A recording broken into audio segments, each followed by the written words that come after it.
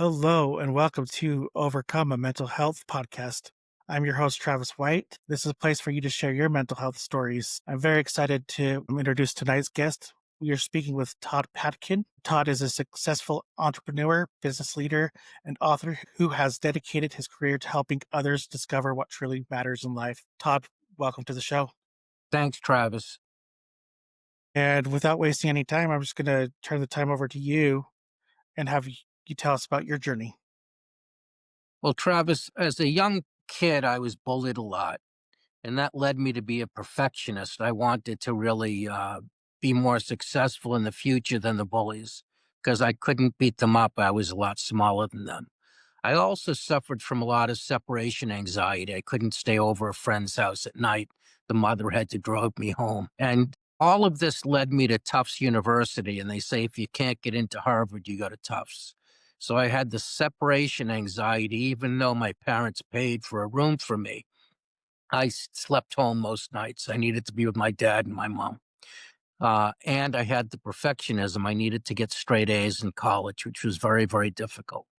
So I'd say by the time I joined the family business at 22, I was pretty burnt out, but it was the ideal job for me. I was able to motivate a young group of people to run my stores, my auto parts stores. And we really became so successful, growing by 20% a year, that I loved it, every single minute of it. But at the age of 36, I had a terrible nervous breakdown. Travis, I was suicidal for a week, wanted to kill myself. And I had to ask myself at that point, Todd, you've got a wonderful wife, a wonderful son, more money than you ever dreamed of, and you wanted to kill yourself. Something's broken. And that's how I came up with my 12-week program to happiness. I looked at all the things that I was doing that were right, and I kept them in the book. And I looked at all the things I was doing wrong, and I tried to change them, many times 180 degrees, completely living the opposite way. And that's how I came up with my book. Good. I love it. And I can relate to the burnout, the anxiety, and especially the suicide feelings because I've had those myself. But you come from a background and you're a high achiever. Why do you think so many high achievers quietly struggle with things such as depression and anxiety? Well, I think when you're exhausted, you certainly, don't feel as well. And when you're always going for the next goal, you achieve one thing and you're perfectionism, so you don't party and celebrate the success. You're always going on and saying, what's next? So you're not really learning to love yourself. That's my definition of happiness. Learning to love yourself just because of who you are. You're always feeling like the only way you can, be proud of yourself or feel good about yourself is achieving something more. Eventually you crack. You have set a standard where you feel like you're a 10 on a scale from 1 to 10. And so when you perform at a 3, in you can't handle going from a 10 to a 3. Whereas a normal person considers themselves a 6. So when they perform at a 3, it's a very easy gap. So I think the gap is the big difference. Yeah, I could see that. And yeah, I think of my moments where I feel like I'm at that 10 spot. And when I go down, it's like, yeah, it just turns your life around. Like it's very hard to get through. But somebody who's not, loving themselves or doesn't know how to, find that true form of happiness, what first steps would you tell them to take? The definite first step, as boring as it might sound, Travis, is exercise. Exercise is the quickest way you can go from unhappy and stressed out to feeling powerful. So if you're on the couch, if you're on your iPhone, if you don't exercise, that is critical. The serotonin is released in your brain and you'll feel much better. That's on your happiness journey. My 12-week happiness workbook, most of the things will be very easy for you to understand, but they're very, very difficult to do. So you need to start out with that exercise so you put yourself in the right frame of mind to push through these other 10 exercises. The second one is listening to motivational and inspirational tapes before you get up in the morning out of bed, because that puts the mind in the right spot. Number 3 is the most important thing, and that's being easier on yourself. Most people say things to themselves all day long that they wouldn't even say to their worst enemy. Things like, I can't believe how fat I am. I can't believe how stupid I am. I can't believe what a bad son I am, what a bad father I am, what a bad husband I am. And that's very destructive. Even at the cell level, scientists have seen that your cells move more slowly when you're putting yourself down. You can always play a little game with yourself. You can pretend that a friend of yours is feeling down. How would you react to them? You'd probably say, listen, it's not that bad. Things will get better. Let's go out for an ice cream. But if the exact same thing happened to you and you were feeling down and you came to yourself, what would you say? Would you say it's not that big a deal? Let's go out for an ice cream. No, you'd probably hammer yourself into the ground. Can't believe you did that. You're so stupid. You've done it before. So we really want you to realize that you need to be treating yourself at least as good as you treat one of your best friends. The way to change things is to talk differently. So, for example, if I have a speech and the first 95% of it is exceptional and the last 5% of it I screw up, in the past, I would have really beaten myself up and said, my God, Todd, you screwed up the whole speech.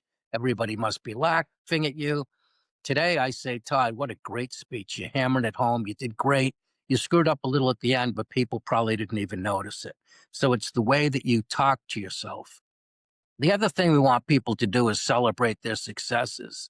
Most people don't celebrate their successes. They only hammer themselves down when they make a mistake. Yeah, that's for sure. And I think that's one of the most important things I've learned in the last year as I've been going through some of my own struggles is even if it's like a small thing, you need to celebrate the smallest of wins because your body starts recognizing these wins. And then at some point the negative thoughts kind of start creeping their way out of your mind. Absolutely. The next thing that we talk about is living in the present. We spend 49.6%, I'll repeat, 9.6% of our time not in the present, either in the past because someone hurt us and we're upset about it and we cling to it. And every day we wake up, I can't believe they did this to me. Or you're freaking out about the future. You're worried about things that are going to happen in the future that probably won't even happen. And if they did, you'd survive it. So you have a speech coming up and you're convinced that you're going to ruin it and it's going to kill you. You won't even survive it, which is so silly. All the speeches you've done in the past, you've aced. So the chances of you acing it again is a 95%. And even if it didn't go well, you would survive it. The thing after that we talk about, Travis, is playing to your strengths. God's given all of us certain, things that we can do better than other people and things that we do worse than other people. We want to be spending our time doing the stuff that we're better at. So we make two lists, a list of the things that we think we're better at than most people, and a list of the things that we love to do the most. And when we have something on both lists, we circle them. That's what you really should be spending your life doing. That's what we call your zone, the things you love to do the most and the things you're best at. That's what, as I said, you should be doing most of it. And that's what you want to try to move your work to. So that's the job you have. Those are the hobbies you have. That's what you're spending most of your life doing. Yeah, I absolutely love that. And that's a different perspective than the different idea that I haven't heard before. So I actually really like that. And it's like, I want to take this and start writing stuff down. So how do you help people shift from letting negative moods dictate their livelihood? How do you get them to change their thought pattern? Well, the first thing I do is I explain to them that your children will always be like you. They won't be like you tell them to be. So if you go to the gym, they'll go to the gym. If you live a negative life, they'll live a negative life. And many people have said to me, Todd, listen, my grandfather was negative. My dad was negative. I'm negative. That's just in our genes. And then I say, okay, do you want your kids to be negative? And I'll literally have grown men break down and cry and say, Todd, help me. I don't want that for my kids. So we want you to be motivated so your kids won't be negative. I often say put a little note next to your shaving kit if you're a man or your makeup kit if you're a woman, so you remember every day. My number one goal today is to focus on my mind and take away the negative thoughts. That way you're focused on it every day. And then, as I said, it's just a number. First, you want to catch it, just like in the old days when people smoked a cigarette and they wanted to stop. They were told, just catch it when you bring in the to your lips. You might not be able to stop, but at least you'll catch it. And that's what I want people to know. Catch it when you start being mean to yourself. The following week, we can try to change it. And that's where I mentioned that if you had a really bad last 5 seconds or 5% on your speech, change the way you think about it. Maybe you're someone who comes home when you have a bad day and you come home and say, that was absolutely the worst day of my life. How does that make you feel? How about coming home and saying, today was a little bit off? How does that make you feel? A little bit different, a little bit less heavy. So we want to try to change the way we explain things in our mind. Very well said. And to me, that's looks like just a lot of habit changing, rewiring your brain to be better instead of going with the old flow. And so, with your early struggles of being bullied, separation anxiety, and perfectionism, how did that set the stage for later challenges? Well, I mean, struggle still with some separation anxiety if I'm going away for, a long trip. It's difficult for me the night before. I tend to get a little bit nervous. I think with the perfectionism, I always have to fight that and realize, as I said, I do a lot of speeches and, very few of them are going to be perfect. So I try to look at it and, honestly say, overall, was it a good speech? And my purpose of all of this is just to help people. So if I give a perfect speech, am I helping people that much more than if I say the exact same thing and I make a little bit of a mistake? It's pretty much all the same thing. So I have to battle those three things. But fortunately, I've been able to switch my brain over to doing the 12-week program that really works. I'd also tell people they can go to my website at toddpatkin.com and download for free, Travis, the workbook. It's all free, or my autobiography. It's all free as well. And what's the deeper message that you want people to take away from your journey and like speaking and your book and everything? What's the if you could leave them like or say, you know what, this is the main thing that I want you to take away. So I just want you to know that when we say God loves you, you're a human being, which means you're fallible, which means you're going to make mistakes. So when you make mistakes, if you're always beating yourself up, then you're forcing yourself to always be upset because you inevitably, as I said, are human, so you're going to make mistakes. I'll repeat that again. You're going to make mistakes because you're human. So if every time you make a mistake, you're, you know, plowing yourself into the ground, you're living a terrible life. You've got to turn it around. And if you make a little mistake, it's not that big a deal. You need to learn to love yourself just because you exist, not because you're always scoring goals. Yeah, I love that. And I think the key thing right there that really stood out to me was we're all human. I think so many times we go throughout life and we forget that we're human beings and we're prone to make mistakes. Perfect. So, what are three daily habits anyone can implement to start improving their happiness right now? Well, the most important thing is exercise, as I said. Then they want to start speaking to themselves differently so that if they say, I can't believe how stupid I am, you say, you know what, that wasn't the smartest thing I just did. But usually I do smart things. So I'm a smart person. I just did a dumb thing instead of saying, I can't believe how stupid I am. And then I think we also want to work on fear of the future. How many of us are afraid of things happening in the future, as I said, that never will even happen? And if they did happen, they wouldn't actually destroy you. You get through it. Very well said. What legacy do you hope finding happiness in your work will leave for future generations? Well, I mean, I hope that the people that I touch will start to learn that it's not all about getting a beautiful car or, having a beautiful house. It's more important than just spending quality time with your kids. Too many of us have heard the word quality time and think we can just spend 1 or 2 hours a week with the kids. It's quantity of time. You need to spend a lot of time with your kids. That's what they want. They want you to be there when the dog jumps up and knocks the ice cream onto the father's head. They want you all the time. So that's what I really want people to learn is you don't have to be perfect. Spend more time with your kids, spend more quality time with everybody in your life. Don't work all the time. Work is an addiction. We become addicted to work because we are getting praised and we're winning awards and the serotonin in your brain lets out. There's a study called The Five Regrets of the Dying, and they interviewed over 1,000 people in hospice, and they asked them what were their biggest regrets, and they took all of the regrets and they added them up, and the five top ones. The first one was interesting. It said, "I wish I had lived a life true to myself, not a life that others wanted me to live." And in those days, if a father wanted someone to do a certain profession, they did it, even if they didn't want to do it. But the second one is, I wish I hadn't worked so much. And you have to ask yourself when you die, what do you want on your tombstone? Do you want it to say Bill was a great worker or Bill was a great son, husband, and dad? These are the things you should be asking yourself.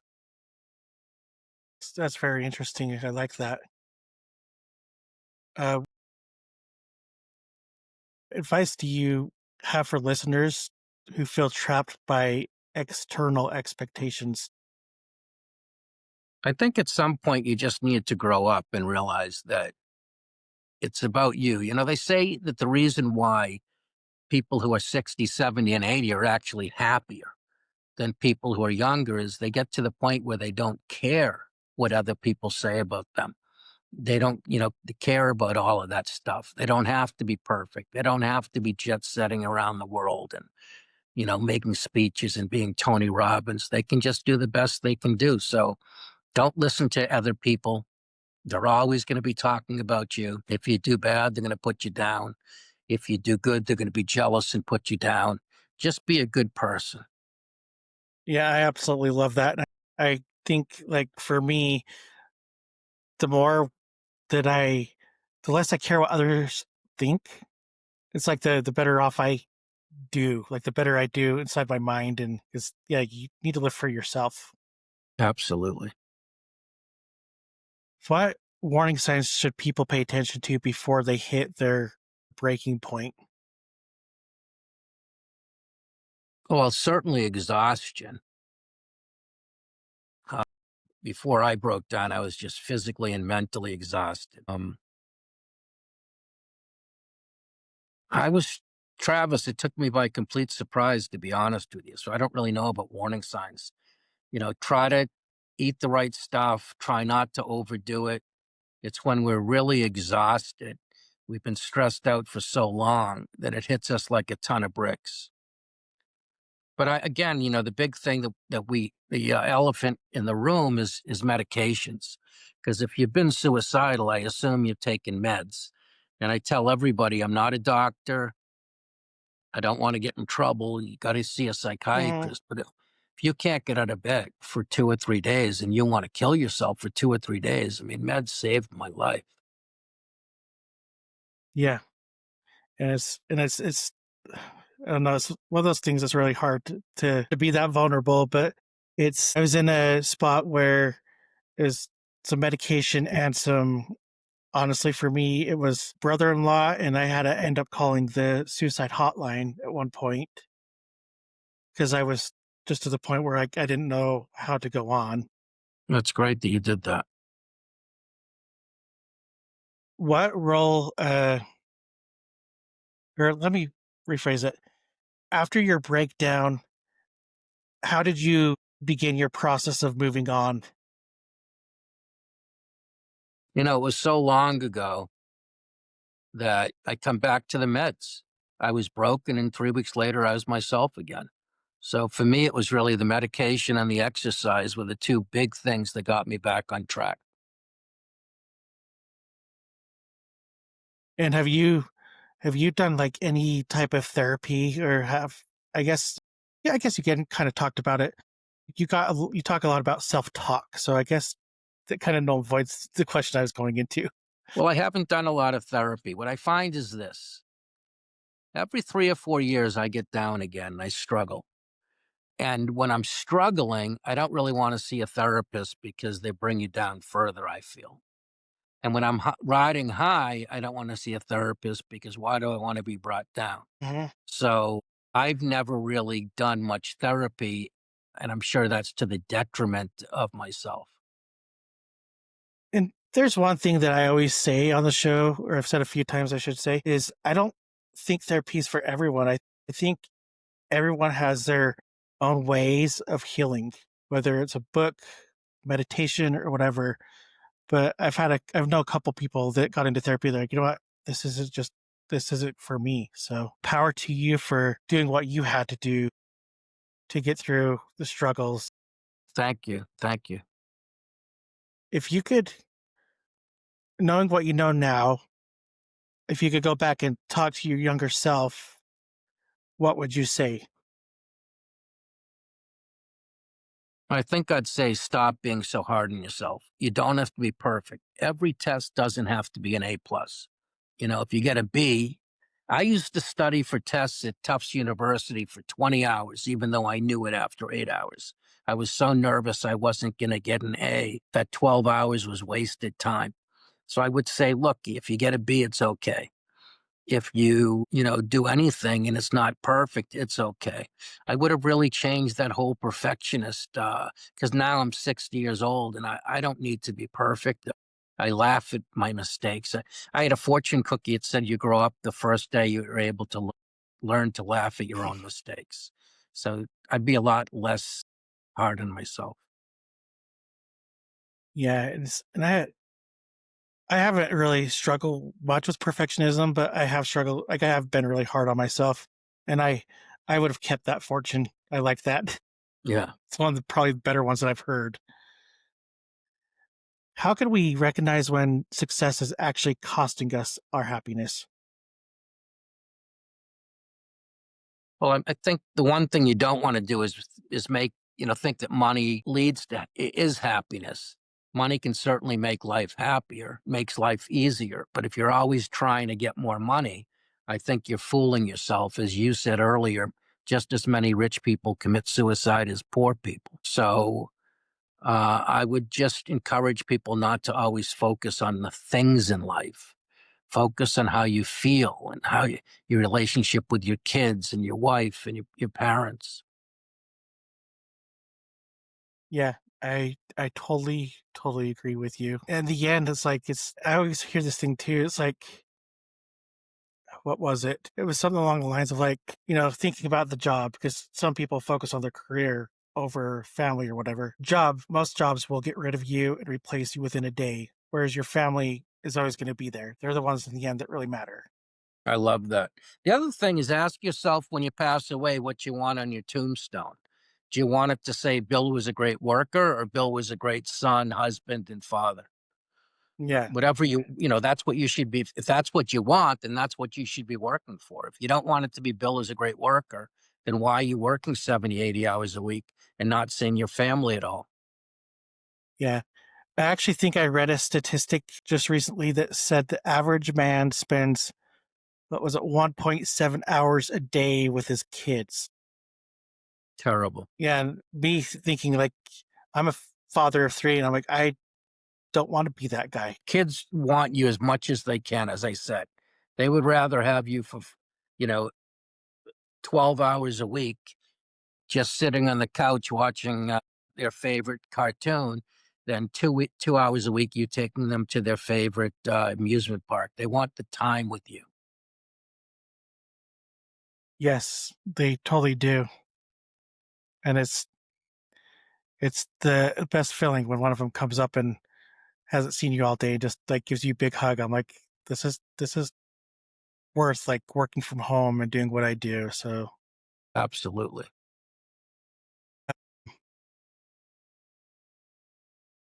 what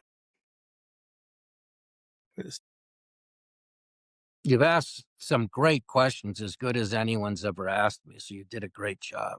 thank you. I had one more and I lost the thought. That's fine. There's another thing that I can mention. It's really important that you hang out with positive people. So I encourage people to make a list of the 5 people you spend the most time with and rank them on a scale of 1 to 5. So you have your 5 people. Next to them, you have a number. Number one is they're absolutely brutal. You can be having a great day and they pull you down. Number 5 is they're so positive that you could be having a rotten day and they pull you up. Add up those 5 numbers and divide by 5. That gives you your average number in terms of the effect that your friends are having on you. And if you're a 1 or a 2, you need to make changes. And if you're a 4 or 5, you're fine. And how do you make changes? You say to your friend, we've all been really negative and it's been affecting me. I don't want my kids to be like that. So I've taken a new course and I'm becoming more positive. I'd like you to do it with me. And if the person doesn't do it, you say it again. And if they don't do it again, you start spending less time with them. That's actually a fantastic way to do that because I have uh, had multiple conversations with people um, where it's taking the negative out of your life. And it's like, even if it's a person that's bringing you down, you, the best thing to do is get rid of that person. Like, Give them a yeah, chance, though. yeah. And I actually brought this up, the same thing with my therapist. And he said, yeah, sometimes the only hard part is if it's family. Because Yeah, with family, family, you can't with really just ixnay yeah, them and say, get out of my life. yeah, but you can have 1 call a Yeah, week with them instead of 2 or 3. exactly. And so it's all about setting those boundaries. Absolutely. Where can people find you?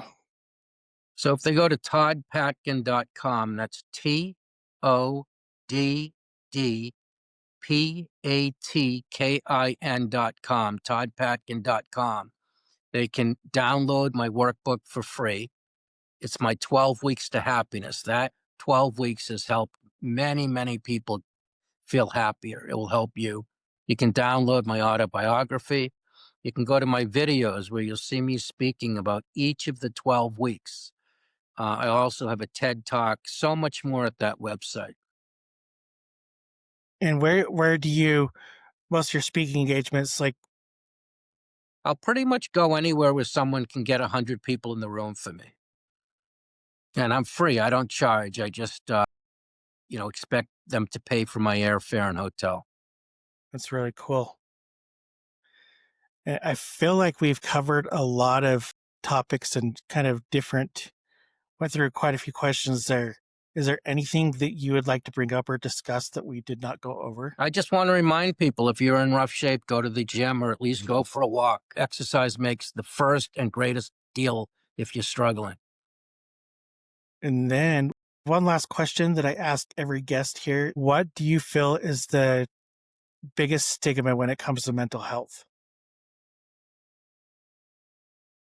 Even though it's stigmatized, it's so important you share your journey, like Travis is sharing his and encouraging us to come on board with other people. I was probably the first person back in 2012 to be so vulnerable to write my book about my breakdown. I tell everybody I broke and I'm on meds, so it's easy for me. I can't tell you how many people tell me they broke and had been on meds, but they don't want to share it. So I want to encourage as many people who have been broken to share it with other people. You can save a life. When someone's broken, they would rather talk to someone before who went through the same situation than a psychiatrist. They'd really rather talk to someone like you, me, or Travis. Yeah. Let me, you just spawned another question in my mind. When you wrote your book, what was that process like? Because was it was it really hard to write down the words because it brought back memories, or did you find it more therapeutic? Yeah, definitely therapeutic for me to work through it. My whole goal in writing the book was to help people. I had done so many things when I was young that I was so embarrassed about and felt like I was the only person. In high school, there was a girl who bullied me. I couldn't imagine there was another man in the history of the world that was ever bullied by a girl. And it humiliated me and ruined my senior year. Now, as 60 years old, I bet there's been thousands and thousands of people who have been bullied by girls. So that was the purpose of the book, is to let people know they shouldn't be ashamed for things that happen. We're all human beings. Yeah, and it's you're doing a good thing because you're letting people know they're not alone. Everybody goes through stuff. My story, your story might be quite a bit different, but I'm sure in there we have some similarities and cross paths at some point. Of course. Uh, well, I that's all I have for you. That's all the questions I have for you. Thanks, So thank Travis. you. Really Yeah, appreciate you having me. it's a pleasure having you on. And thanks for all that you're doing, and all the people that you're helping. I love the stories that I hear, and I especially love um, people who come on and say that they're trying to help other people to make them feel not alone. My pleasure, Travis. Thanks for having me. Thanks to all those that are listening. If you touch this episode touched you in any way, please give us a like and share the podcast. Thanks again for listening. Until next time.